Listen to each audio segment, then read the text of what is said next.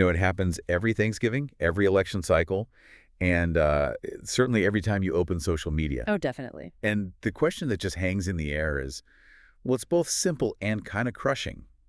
Why is it so incredibly hard for us to get along? It's the essential human dilemma, Yeah. really. And our sources today really ground this issue in the moral psychology framework from Jonathan Haidt. Right. He's the one who really grapples with why we are, and this is from the research, so easily divided into hostile groups, each one certain of its righteousness. That phrase, certain of its righteousness, that really hits home. It does. And we're taking that challenge seriously for this deep dive because we're all, you know, stuck here for a while, as Rodney King famously said. Right, back in '92. And our mission here is to really understand the psychological architecture that makes working it out so frustrating. And it turns out that, well, that self-righteous certainty isn't a bug. It's a feature. Exactly. Kate's whole idea is that the human mind isn't just designed to, do morality. It's designed to be intrinsically, well, it's moralistic, critical, and judgmental. So our brains are literally structured to look for righteousness. And that search, that very process, is what draws us into teams and then pits those teams against each other. Okay, so to navigate this deep dive, we're going to follow the 3 core principles that Haidt lays out. And if you, the listener, can get your head around these 3 points, you'll really understand why all this division is so persistent. The first one is a big one. It's a massive challenge to centuries of Western philosophical thought. Which is? Intuitions come first, strategic reasoning second. Our gut feelings are the engine, and our logic is basically just the press secretary. Wow, okay. And the second principle? The second one massively expands our idea of what morality even is. It's that there's more to morality than harm and fairness. More than just harm and fairness. Okay, Yeah. That's interesting because that's usually what we focus on. It is, especially in the West. And finally, the third principle. This one is all about the social function of morality, both its incredible power and its destructive side. And that is? Morality binds and blinds. Morality binds and blinds. Okay, let's dig into that first one because that already sounds revolutionary. It really is. Intuitions come first. So for thousands of years, the prevailing view from Plato all the way through the Enlightenment was that reason is our noblest attribute. Exactly. That's what Haidt calls the rationalist delusion. The delusion being that our reasoning is objective, that it can guide us to moral truth if we just suppress our messy emotions. Precisely. The ideal human in that old model is the dispassionate thinker, the philosopher king of your own mind. But the sources bring up someone who pushed back on that, even during the Enlightenment, David Hume. A powerful outlier, yes. Hume famously argued that reason is and ought only to be the servant of the passions. He flips the whole hierarchy on its head. Completely. It's not our slow, conscious thought leading the way. It's our instantaneous emotional judgments, our gut feelings that are really in charge. And this is where modern psychology comes in to back up Hume. Overwhelmingly.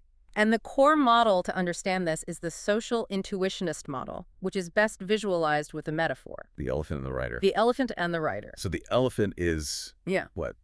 The big, lumbering, emotional part of us. Exactly. It's the automatic, fast, intuitive process. It's the bulk of the mind, making moral judgments in a flash, always running under the surface. It's your gut. And the rider is our conscious reasoning, the part that's narrating everything. That's it. The controlled, slow process. It's our internal voice, the part of us that tries to build logical arguments and weigh evidence. But the key insight here is that the rider isn't a truth seeker. That is the critical insight. The writer's primary function is not to find objective truth. It's strategic. It evolved to serve the elephant. So the rider's more like an inner lawyer. Or a press secretary. A personal press secretary is the perfect way to put it. Its job is to justify whatever the elephant has already decided to do. If you think about it from an evolutionary perspective, that actually makes a lot of sense. It does. Early humans had to make split-second social judgments. Is this person a threat? Can I trust them? You couldn't just wait around for a full rational analysis before acting. You'd be dead. Exactly. The elephant had to act fast. The rider, our ability to reason and explain, likely evolved later to provide post hoc justifications to the rest of the tribe. So wait a minute.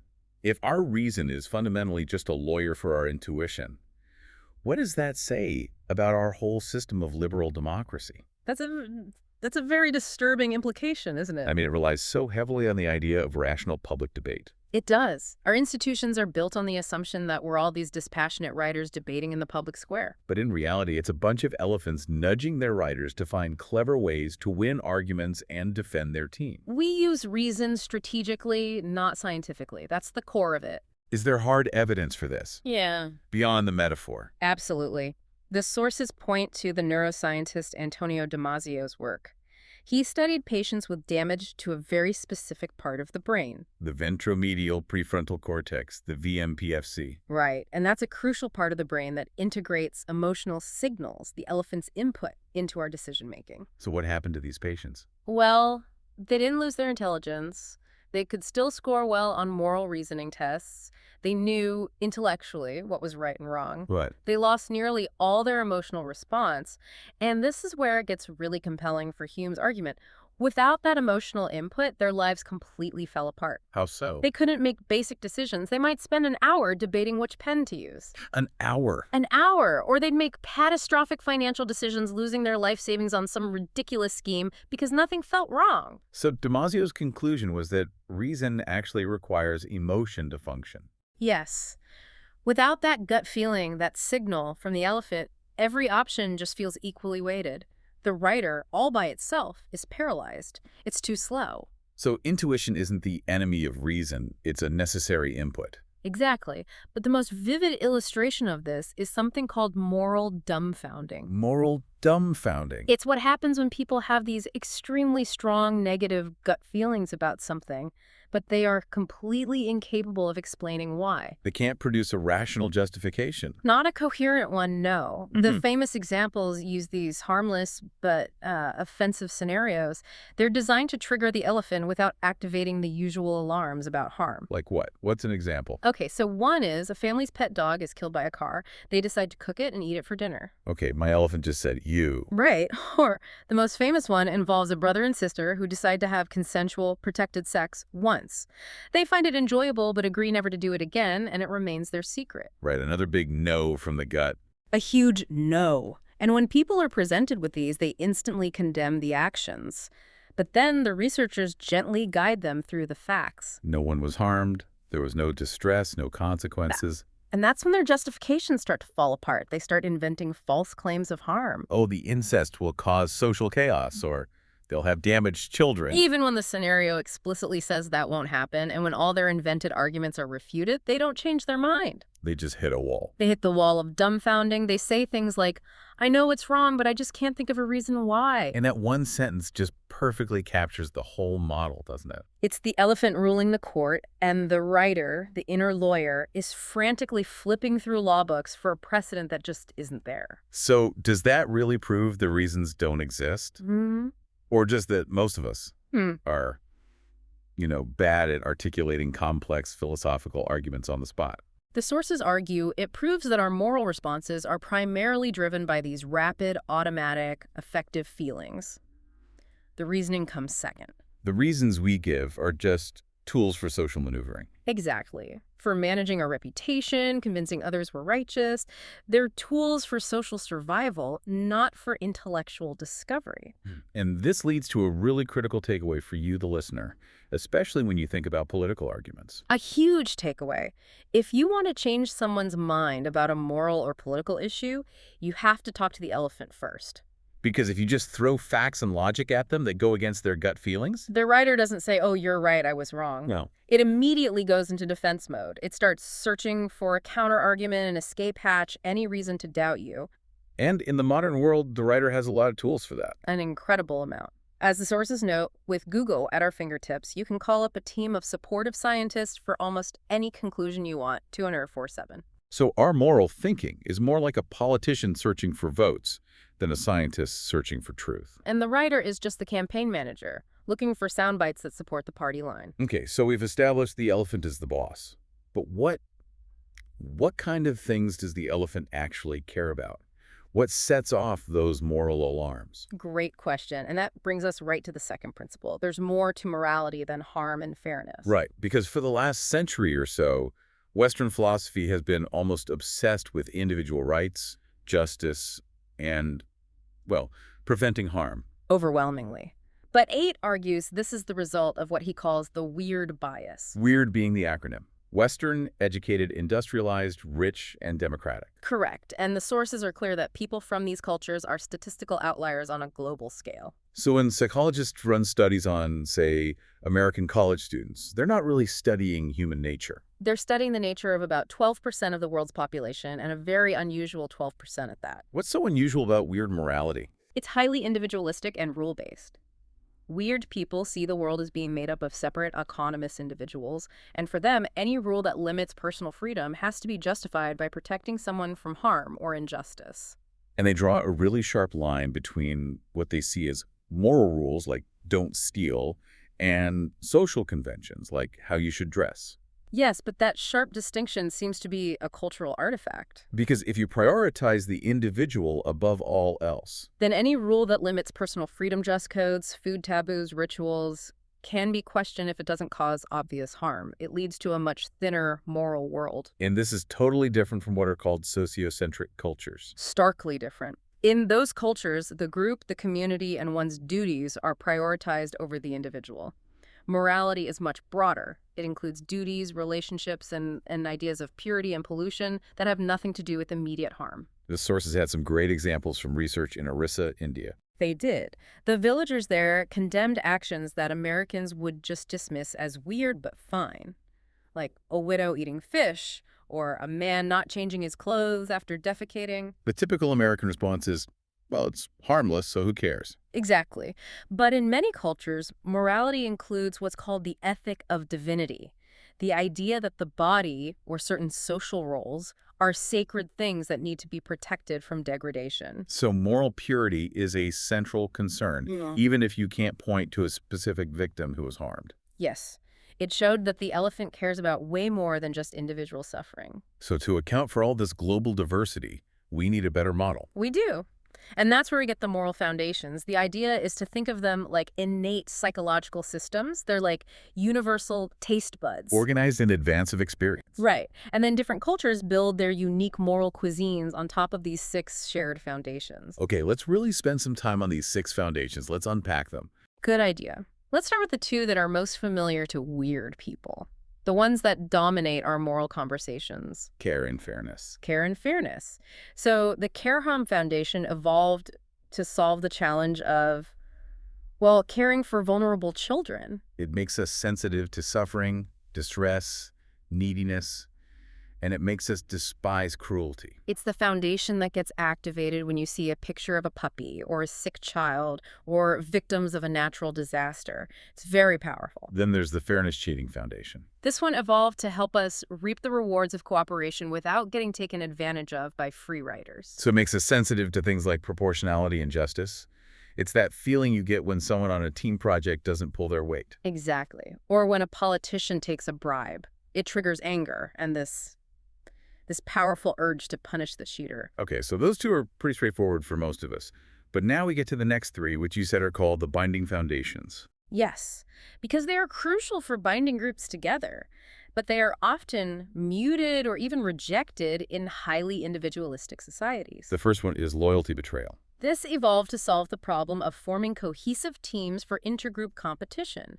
It makes us honor team players and creates this powerful, sometimes irrational attachment to our in-group. It's why we cheer for our home sports team, even if they're terrible. And it's why we universally despise traitors. A traitor is often seen as worse than an enemy because they violate that sacred boundary of the team. Okay, next is authority subversion.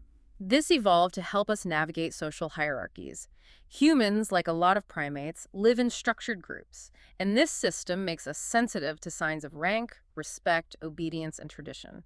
It helps maintain social order. So it makes us wary of people who subvert what we see as legitimate authority, because that could lead to chaos. Precisely. Now, the next one, sanctity degradation, is fascinating because its roots are so biological. It evolved to solve the omnivore's dilemma, right? Right. Exactly. How do you try new foods without poisoning yourself?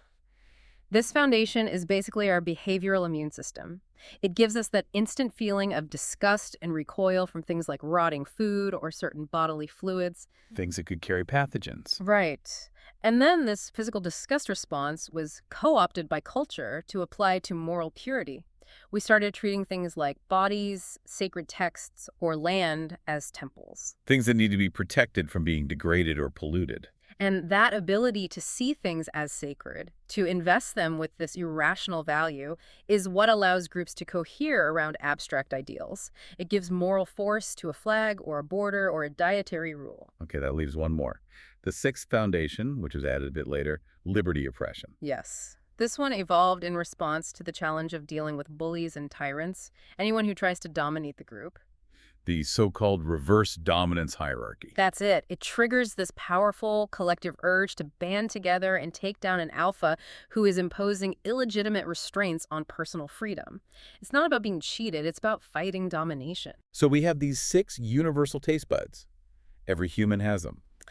But cultures, and crucially for our discussion, political teams, turn the dials on them differently.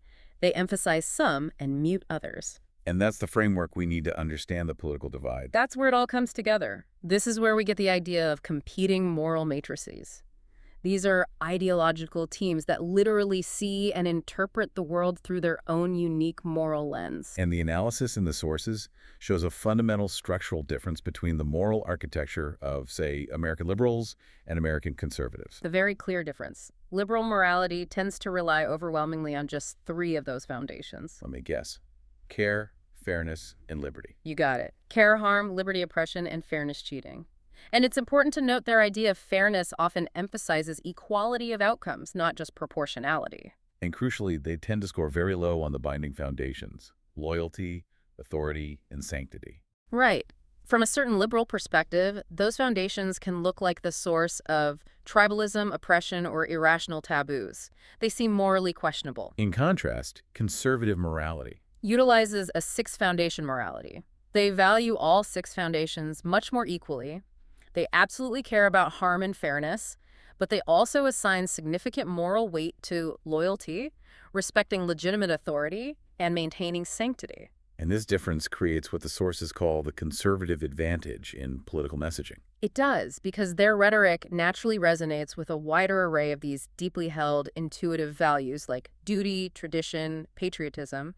It often has a broader intuitive appeal to a lot of voters. And this structural difference, this is what leads to what you called moral blindness. It's the core of the problem. Because liberals often score so low on the binding foundations, they are sometimes genuinely unable to see the moral logic in conservative positions. So when a conservative expresses concern about, say, strict immigration control or defending traditional institutions, the liberal mind often can't process it as a moral concern rooted in loyalty or authority. Instead, they might attribute it to something else, like prejudice or self-interest. because in their 3 foundation moral calculator, those other variables just don't compute. They're blinded to the other side's moral world. And the data actually supports this.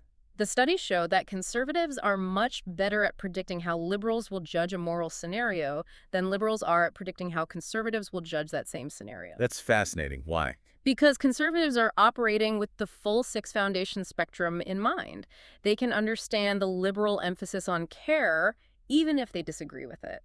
But liberals, using only 3 main tools, genuinely miss the non-harm-based motivations on the right. You can see this playing out in political rhetoric all the time. All the time. When Barack Obama spoke in Berlin and called himself a fellow citizen of the world, That strongly activated the liberal emphasis on care, on universalism. a powerful moral statement rooted in the harm foundation. But that same phrase Combined with him, for a time, not wearing an American flag lapel pin. played directly into the conservative narrative that he lacked sufficient patriotism. It triggered the deep-seated loyalty betrayal foundation for his opponents. And that's why John McCain's countermotto, Country First, was so simple and so effective. It was a direct and powerful activation of that binding foundation. You even see this in economic arguments. Absolutely. When some economic conservatives express indignation about welfare or free riders, they aren't necessarily against fairness. Their definition of fairness is just different. It's focused heavily on proportionality, the Protestant work ethic idea. You should reap what you sow. For them, the free rider is a moral threat to the whole cooperative community. And they're channeling that through a broader lens that includes authority and sanctity, valuing self-control, duty. Yes, it's a very sociocentric vision of society. The idea that the collective moral capital, the trust, the stability, the order, is this fragile thing that has to be protected. Okay, so we have intuition leading the way, and we have these 6 moral foundations that form our political tastes. That brings us to the final principle, which explains what morality does. Right. Morality binds and blinds. And to understand how it binds us, we have to look at our capacity for incredible group cooperation. This is where the sources get into that interesting view of human nature. We're 90% chimp and 10% bee. It's a slightly cynical but probably accurate view. Most of the time, we're individualistic, competitive like chimps. But under the right conditions. We become conditional hive creatures. We can transcend our self-interest and lose ourselves in a cooperative group like bees. And this ability came about through gene-culture coevolution. Yes. Cultural practices, rituals, myths, norms helped some human groups become more cohesive. And those cohesive groups simply outcompeted the groups of selfish individualists. Morality is, at its core, an adaptation for group success. And the mechanism that allows this to happen is called the hive switch. The hive switch. It's what creates a temporary superorganism, where the individual feels like they're simply a part of a whole. The ego just fades away. It fades, and you get this state of collective effervescence. It's a term from the sociologist Emil Durkheim. And the key result of this binding is something called parochial altruism. This is a crucial distinction. The hive switch makes us kind, generous, and trusting within our in-group. But it often translates to indifference or even hostility toward outsiders. Exactly. This is not altruism toward all of humanity. Think of the person who volunteers tirelessly for their local church. Incredible altruism within their moral matrix. But that same person might be fiercely against a low-income housing project sponsored by an outside group. Because that action is perceived as a threat to the stability or purity of their in-group. And the neurological evidence on oxytocin supports this, right? It's not just a universal cuddle hormone. Not at all. Studies show it bonds people deeply to their in-groups. It makes them more likely to help and defend their team, but it shows no increased concern for external groups. It's a group glue, not a universal adhesive. Our empathy is conditional too. It is. Our mirror neurons don't just fire for everyone. We're more likely to empathize with people who conform to our moral matrix. And the studies showed that subjects actually felt pleasure at a neural level when an unjust player from an outgroup received a shock. Yes. When the hive switch is off for an outsider, our capacity for empathy can just vanish. So what flips the switch? What pushes us into that 10% B mode? The sources identify several powerful triggers. One of the big ones is muscular bonding. Moving in sync with other people. Like in military drilling or synchronized dancing or chanting at a rally, that shared rhythm causes the individual to forget their petty self. The I becomes a we. And another huge set of triggers involves ritual, music, and shared struggle.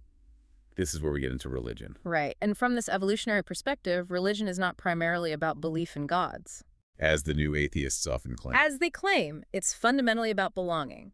Religion is a cultural technology for creating trust and commitment in large groups. And the high cost of religious commitment, the fasting, the tithing, the difficult rituals, that's not a bug, it's a feature. It's an honest signal. If you're willing to make that big sacrifice, you're signaling to the group that you're trustworthy and committed. And that's why it works. The sources point to 19th century communes. The religious ones that demanded high sacrifice survived far longer than the secular ones based on rational self-interest. Because sacrifice filters out the free riders. It binds the remaining members with this deep mutual commitment. And once you see it that way, you see it everywhere. A college football game. It's the same mechanism. The costumes, the chanting, the shared emotion. It's a non-religious ritual that activates the exact same hive switch, pulling people up into the sacred realm of the team. So morality is fundamentally a team sport. It's a psychological mechanism that ensures we are loyal and willing to sacrifice for our groups. Okay, so that's the binds part. Morality binds us into these effective teams. Now we have to turn to the dark side. The second half of the principle. Morality binds and blinds. The binding part gives us meaning and allows us to build civilizations. But the blinding? The blinding is the source of our modern political agony. Because once we're bound into a team, into a moral matrix, our rider, our inner press secretary, is tasked with defending the team's sacred values at all costs. And when that happens, we become intellectually blinded to the truth or the reasons or even the common sense of opposing teams. Loyalty trumps objectivity. And political conflict gets saturated with these sacred values. When one side's core foundation, like care, clashes with another's, like loyalty. The disagreement feels completely irreconcilable. Both sides look at the other and genuinely feel the other side is blind to truth, reason, science, and common sense. This blinding effect leads to what's called Manichaeism. The idea that the world is a battle between absolute good, which is us, and absolute evil, which is them. And if you see politics that way, compromise is a moral sin. You can't compromise with evil. And you see the results of that every day in our political gridlock and hyperpartisanship. And it's getting worse because we're all self-segregating, aren't we? We are. We're clustering into these lifestyle enclaves, living in towns and online communities where everyone thinks, eats, and votes the same way. It amplifies the tribal effect. And again, the structural differences in our moral matrices make the blinding even worse. Especially for the side using fewer foundations. Because liberals often have trouble seeing loyalty, authority, and sanctity as legitimate moral concerns. They can just dismiss conservatives as being wrong or irrational. They assume a shared premise that all morality is about harm and fairness. So when conservatives bring up the sanctity of the flag, the liberal assumption is that it's not even a moral argument. They literally can't compute its moral weight. So if our writer is just a lawyer and we're all morally blind, where do we even begin to have a constructive disagreement? Well, it certainly doesn't start with throwing more facts and better arguments at each other. Right, because that just puts the other writer on the defensive. The sources suggest the first step has to be intellectual humility and trust. You have to first follow the sacredness. You have to figure out which moral foundations are carrying the most weight for your opponent. Understand their moral matrix before you even start talking. If you approach a conservative concern about immigration only through the lens of care, you'll completely miss that for them, the primary foundation being activated might be loyalty or authority, the perceived threat to the in-group. If you only talk about victims, you will not reach their elephant. And, maybe most importantly, you need to establish non-political trust first. The elephant is, as Haidt says, easily steered by the mere presence of friendly elephants. So one genuinely friendly, non-political interaction can actually override that Manichaean impulse. It can, at least temporarily. By prioritizing friendship over ideological victory, we can move away from seeing opponents as evil. We can move toward a more constructive yin-yang disagreement. Recognizing that both sides, driven by different but heartfelt moral visions, bring something necessary to the table. Exactly. Liberals are experts in care and spotting victims of oppression. Conservatives are experts in the binding foundations that create stable, cohesive communities. Both perspectives offer insights the other side is often blind to.